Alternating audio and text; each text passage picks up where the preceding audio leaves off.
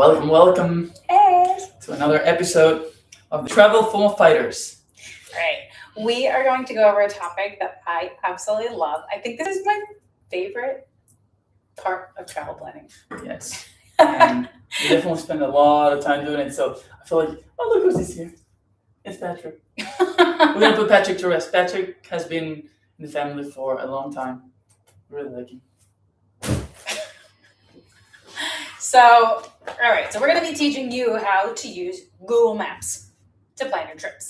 We're not talking about using it for navigation and, just getting from point A to point B. We're actually going to use it as a core part of our itinerary making. Yeah, everyone uses Google Maps while they're traveling. And don't get me wrong, it's a fantastic tool to use. But I feel like not enough people use it to plan their trips. And over the years, I wouldn't say mastered, but we've gotten really good at using it to understand, first of all, how long it's going to take you to discover a place. Second, how can you optimize so that you get the most for your buck and you can do the most things in the same day and not just going back and forth. Or has it ever happened that you're traveling and let's say you're going to be in the city for 4 days? On day 1, you do things. On day 2, you do things. On day 3, you notice that to go do something that day, you had to go to the same bus station or the same subway station that you had to go on day 1 to do things, and you realize you're just wasting time going back and forth. Yeah. And so basically, Google Maps is my favorite tool for when we're planning our itineraries, with the exception of South Korea because it doesn't work there. But they do have their own app called Kakao. Yeah. Whatever. We have a whole article about how to get around South Korea and use it since Google Maps doesn't work. But that's for another day. Yeah. So before we start, a few disclaimers as always.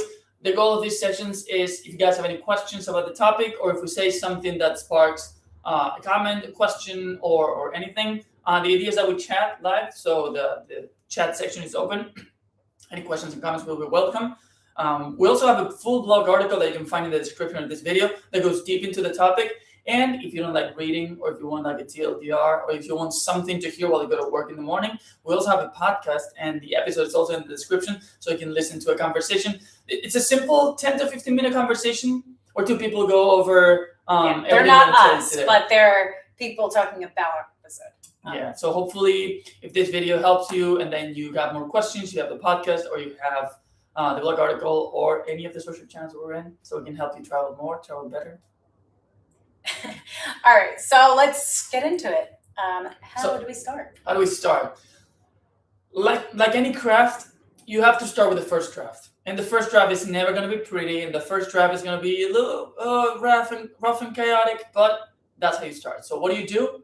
You do research on everything you want. Let's put as an example New York City, because it's a city we know very well and because there's a lot to do. You are going to New York City on a trip. What do? First? Start looking up all the things you like to do. You can go on Instagram. Their search option is really good with the algorithm to show you highlights from other creators.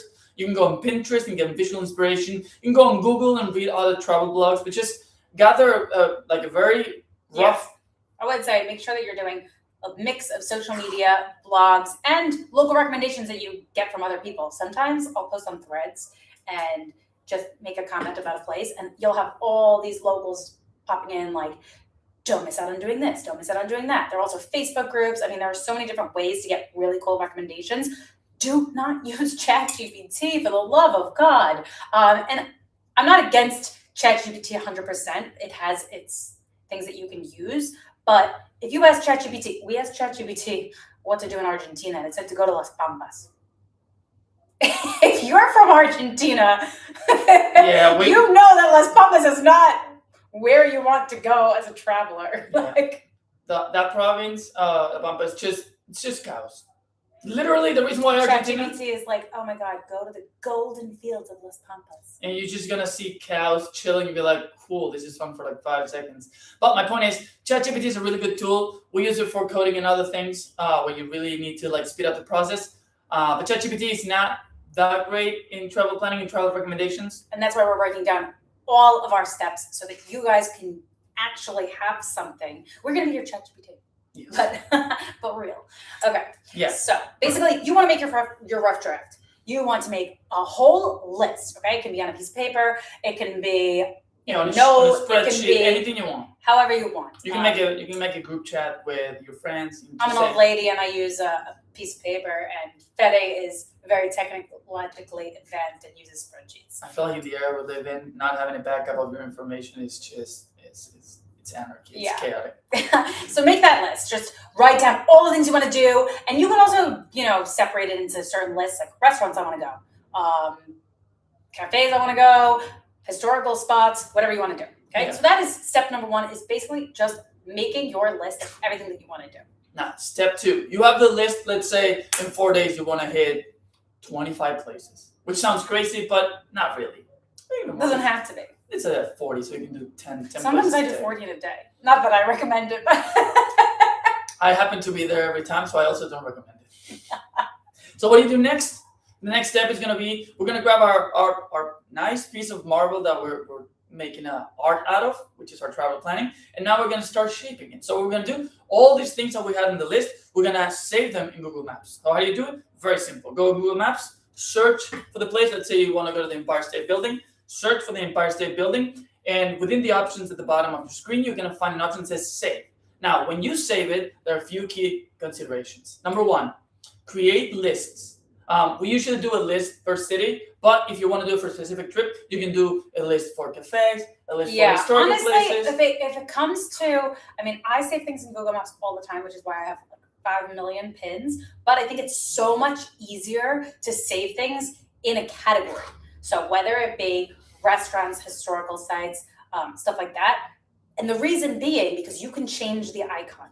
And when you change the icon, you're going to visually see everything on Google Maps, and you're going to be able to see, okay, I'm in this neighborhood. Oh, look, these are the cafes that I have saved.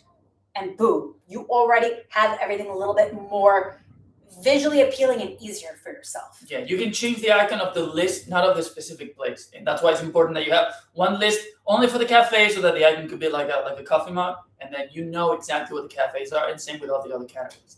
The other important note... That is most important one.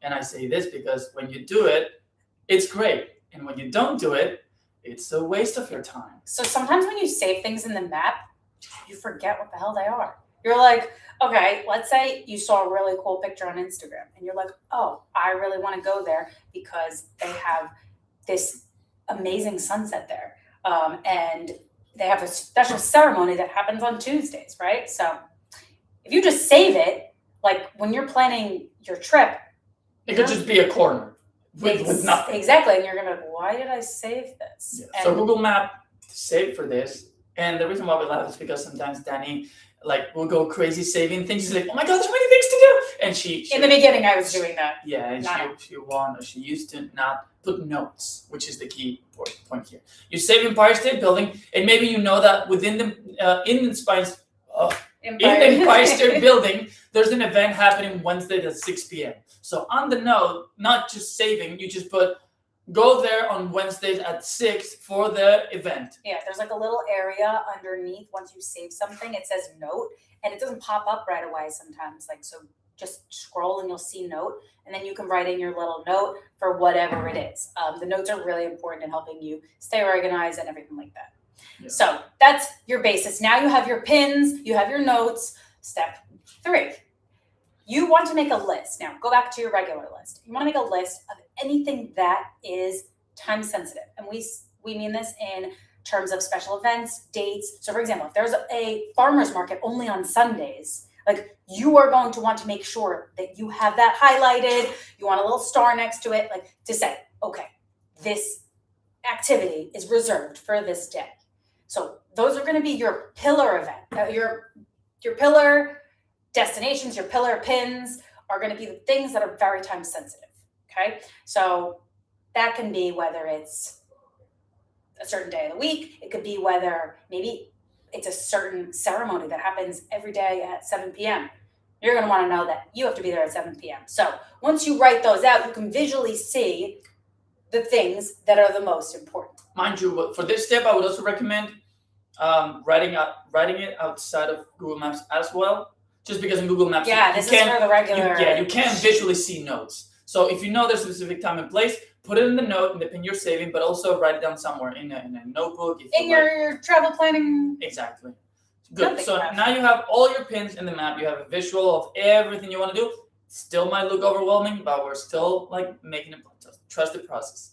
Now you know when specific events you want to see, specific times you want to go. Exactly. Now is time for framing or boxing, which is the art of deciding where to start, where to end, and what happens in between.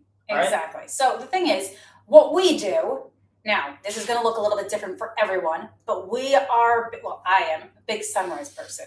So for me, I always want to make sure that I'm making a list of where I want to spend sunrise and where I want to spend sunset. And that could look a little different for you. It could be, okay, what cafe do I want to start my day in? What's the first activity I want to do?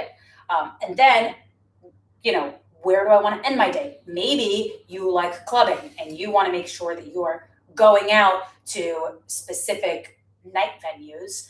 So that could be like the pillar of the end of your day. So it's really important that you're marking the places that you want to start, the places you want to end. And then once you have those, you can start putting them into different days. And that's how you start. Okay. Now, once you have your start point, your end point, now you can visually look on the map and say, okay, these are the neighborhoods that we can focus on. Day 1, I'm going to go to Palermo. Day 2, I'm going to go to Recoleta. Day 3, I'm going to go to the microcentro. And then you're going to be able to start planning your itinerary. This was an example for Buenos Aires, by the way. Yeah, but let's say you want to start going back to New York City. You want to start your day in Chelsea Market. You want to go see there and have breakfast. And maybe you want to do sunset at the Brooklyn Bridge, which is on the other side of New York City. All right, you know where you're starting, you know where you're finishing. Now we're going to go to the map with all the pins we have saved that remember have icons based on what type of event or what type of place it is. And now you know, okay, I have all this time in between and have all these places that I can see. So now you're going to make a list of all of the things that you can see in that day, right? Now, sometimes you're going to look at it and be like, why do I have 20 things? And I can't do all of that in one day. That's right? usually the one asking the question. So what we've created, this is our personal system that we kind of thought up because Fede asked me, okay, you can't do everything. You need to choose. What are your most important things that you want to see? So we started doing an ABC list. Because remember, this is a travel FOMO Fighters. So we're trying to minimize, not to avoiding FOMO is impossible. If you're ambitious, if you want to see the world, or in any category of life, if you want to do a lot, you will feel FOMO. So the goal is to minimize it as much as possible. Right. So how do we do that? We have our ABC list. A is going to be the things that are non-negotiables, okay? I came to New York because I wanted to go and see the Brooklyn Bridge, right? Okay, so you're like, wow, that has to be one of the top things on my list, okay? Now, you have your B list. B list is like, ooh, I really want to do that. Like I want to have a New York bagel. Yeah, like you need to do it, right? And those are the things that you're going to want to make sure you fit in, okay? C are those things that are like, that's pretty cool, but I'm not going to die if I miss it, right? Exactly. So you're going to want to start basing your day around your A events, right? So now let's choose 2 to 3 A events per day, okay? You want to make sure you're giving yourself time between things. So you want to basically say, okay, at noon, I want to be at this market, okay? At 6 o'clock, I want to be at the Brooklyn Bridge. All right. Now you have those main events, and that way you can still keep your schedule flexible because every day is going to actually look a little bit different. Maybe you run into someone and, they show you a nearby hidden gem. Maybe you end up making a new friend and you end up using an hour of your day that you didn't plan for. Your A's are going to keep you locked in for specific times. You say, ooh, I really need to be there by 6, okay? So maybe I have to get rid of a B or a C, but at least you know that you're going to get your A's in there. Because remember, you don't know what you don't know. And that's why it's so important, and it's a step that we highly recommend not to skip, to categorize on ABC. Because let's say it has happened to us. We go to a city. All the time. It has happened to us. We go to a city, and we plan the things we want to do, and then we meet people, and they recommend us to do stuff, and then we end up doing stuff with them. It happened in French Guiana. The moment we landed on I thought you were going to talk about Switzerland. Oh, as well. But in French Guiana, we got there, and we made friends with a guy, and the guy basically took us for 2 to 3 days all around. Crazy story. It was the most random plan ever. We went to like the middle of nature to have beers with him and his friends. Like we had a lot of fun, but we hadn't created an ABC list. So now sometimes we find out things we could have done that we didn't do because we didn't know what was important to us. And So of course, we had such a good time. And I think that the most important thing is that you leave yourself open to spontaneity, because those are the best moments while traveling. exactly. And the time sensitive events are ones that you're going to want to prioritize, but Statue of Liberty isn't going anywhere, right? So, like, Hopefully. hopefully, God. But, you know, that's where you can say, all right, let me prioritize things that are once in a lifetime, events that are only happening right now.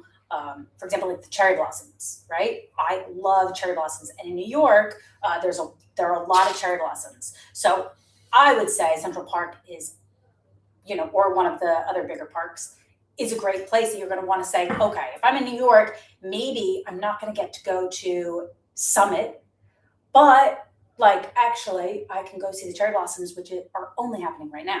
Exactly. So those are going to be your big pillars for keeping your A's in line. Your B's, you want to obviously fit in, and your C's are going to be, okay, we ended up doing things much faster than we thought. Yeah, like bonus points. Yeah, we did everything that we already wanted to do, and now we have all these like little extra things that we can, pop into this little museum or stop for another cup of coffee and go to this cute little cafe. But, they're not your main events. And if you don't see them, you can always say, oh, that'll be for my next trip. Okay. And there are 2 more tips that we want to mention that reinforce this idea of having ABC. The first one is that humans, almost all humans, tend to not measure time and effort and energy properly. Because you might think, oh, this will take me an hour, and then I'll walk 18 minutes, and this takes me 30 minutes, and then I walk 15 minutes. But then the 1 hour thing ends up being an hour and a half. And then instead of 18 minutes, you did 2 stops. Because you saw something in the window and you're like, oh my God, I need that dress, And then, ooh, I'm really thirsty. You stop and go grab a bottle of water. Like there are always things that are going to make everything take longer than what you anticipated. And guess what? Maybe by 4 p.m. you're ready to go to bed because you haven't walked 30,000 steps since you were 14.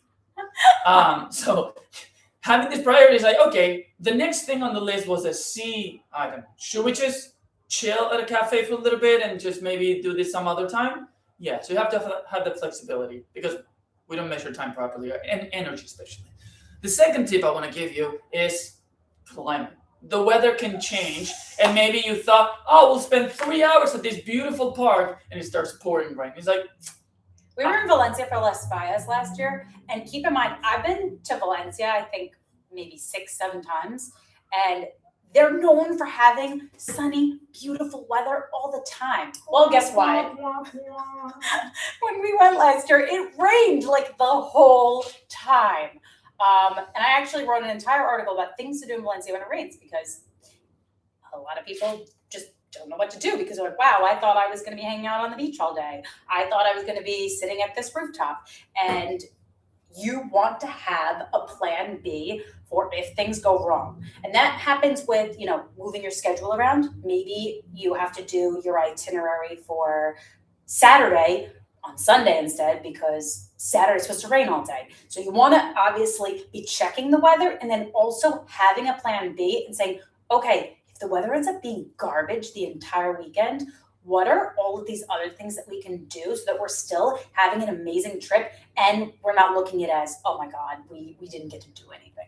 Yeah. Also, picture this, the difference in pivoting. If you have a spreadsheet only and you have all these things, like, okay, well, if we can't go to this neighborhood today, where can we go? So you go, the next thing on the list is this. Let's see, where is it? No, not this, that. And then you start checking one by one to see how we can fit things versus, if we can go to this neighborhood today, where can we go? Let's see the map. Oh, we can just go here. Yeah, you visually have everything handy. Why Google Maps is seriously gold when it comes to travel planning. And we really hope that all of these tips have helped you. Another thing, make sure you download your offline maps because sometimes out of nowhere you won't have signal, and that'll obviously be very frustrating for you. But having the pin saved also really helps because you're able to still use them and see them when you're offline. Yeah, Google Maps has an option. When you open, you probably have to click on the profile picture that you have, and there's going to be an option that says either offline maps or my maps. And when you click there, you can either select the area that you're currently in. You can choose in the map the area that you want to download so that even if you don't have internet where you're going, you can still see all the pins, all the notes, and everything. Or if you want to, for example, have a whole city downloaded, you just go New York City. And Google Maps will download the whole map so you can use it offline. And even if you didn't have a SIM card that you purchased, or if you go in airplane mode, whatever reason it might be, you want to save battery, you have everything handy, and it's going to make your trips so much easier. Yeah, and let me check to see if anyone has asked us any questions, because we're little chatterboxes. Don't have anything, so if you have any questions later on when you're watching this, we're still going to leave the replay on YouTube. This is going to be long format. Feel free to drop it below. Yeah, we're pretty good with answering comments, so any questions you have. And you can always message us, whether it's on Instagram or Facebook or YouTube or wherever. It's fun to talk. We're here.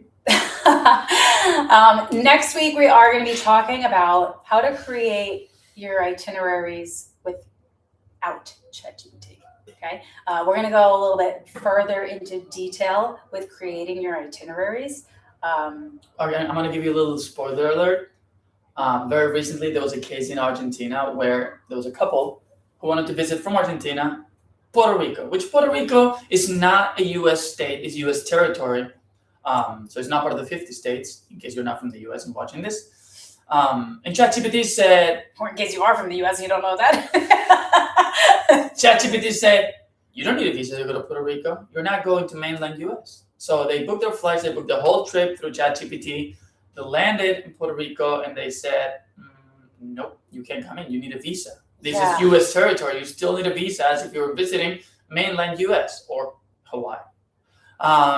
Long story short, they wasted so much money, energy, and hope because they didn't double check and they just trusted ChatGPT, which remember ChatGPT just sources from all the knowledge that humans give it. Right. So why wouldn't you go to the source, aka people who have done it, people who want to help you, rather than a third party?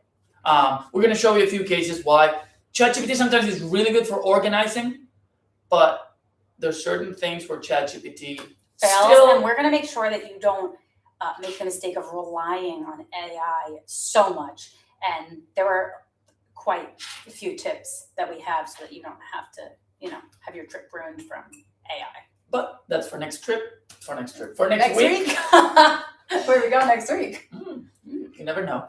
So this was Travel FOMO Fighters. I hope this helped you a little bit. We're trying to help you avoid FOMO while traveling. We're trying to help you travel more, travel better, travel cheaper. And yeah, we're just here to share what we know with you. So we'll see you next week. And if you have any questions, write them below. Bye-bye.